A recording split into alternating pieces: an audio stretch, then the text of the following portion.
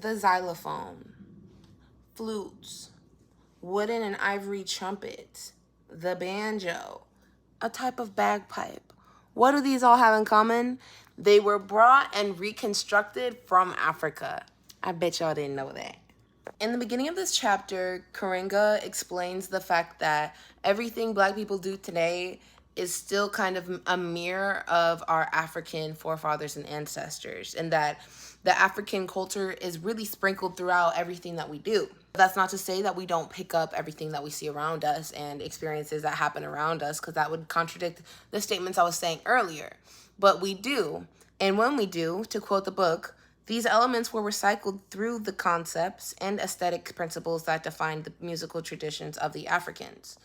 So we soaked it up and we kind of took it through like this Afrocentric kaleidoscope view almost, and then like took it that way and applied it. That's how that translates to me. The musical section begins with spirituals. These originated in Africa. We brought songs with us in our own native tongues, songs of war, struggle, and holidays. But like I said, these were in our own native tongue, so they were eventually banned because people didn't want them to be used for communication or anything like that. So that was far from the end of spirituals, though. During the antebellum or pre-Civil War period, religious songs really dominated. They started to take over.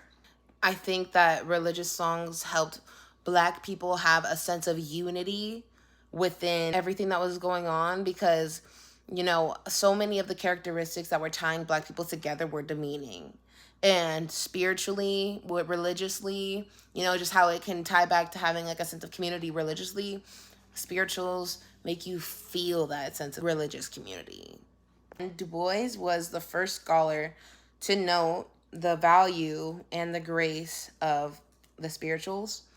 He called them sorrow songs of enslaved and disappointed Africans as a message to the world of faith in the ultimate justice of the world. So to me, he took it as like a message of the ultimate grit, how we're never gonna give up.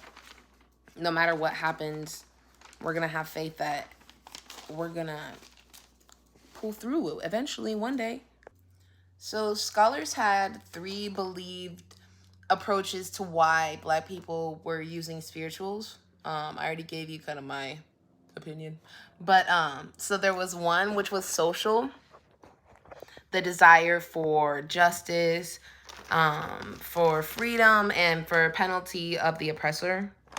And then the other one was coded messages, kind of like I mentioned about the first type of, you know, music that was in our native tongue. Coded messages of escape, meeting, and struggle. And then social order criticism. So like, you know, to criticize the way things are, to call for social change. So here's a snippet of a song you may know, and it is the spiritual. Swing low, sweet chariot, coming far to carry me home. There was the second and most obvious approach, religious reason. Maintaining dignity, spirit, and maintaining their own personality throughout those times where you don't have any defining features about yourself, or it feels like you don't because they're being taken away from you and stripped from you. And then the third was a mixture of both of those into one. The environment that created them must be acknowledged to be correctly interpreted. Religious expressions of resistance is the third approach, which is what I think is definitely correct. In the next section, you have songs of leisure and work. This work goes from work in the fields to work in prisons to work on railroads and a bunch of other work sites. But these songs created psychic relief. A lot of these songs tell a story. So one of the stories that was told in one of these songs was a song called John Henry, which showed Blacks defeating white society on its own terms by smashing its expectations and stereotypes, by insisting that their lives transcend the traditional models and roles established for them and their people by the white majority. So that's really cool. I just wanted to share that one. So the last part of work and leisure songs was fiddle music, which was also known as devil music. This music also told stories as well, and I'm sure you've heard modernized versions of these types of songs, but it's pretty much the same structure as the other work and leisurely songs, but usually with a faster pace and with some satirical lyrics.